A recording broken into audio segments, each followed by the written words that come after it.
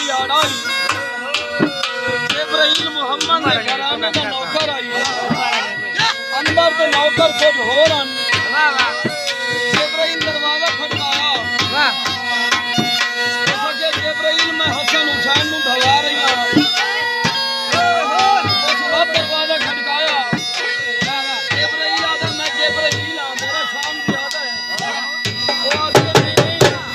तू बाहर का नौकर है मैं सैयद आल के घर के विच रहनी हां हसन हुसैन मेरे आंखों से जवाब केड़ा मिला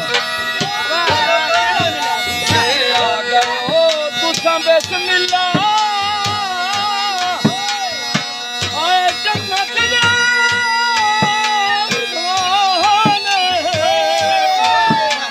कुछ देर करो रखबर वनो मेरे आए बैठन मेहमान आके थक पईया शाम दियां गलियां तू कीता होणिया के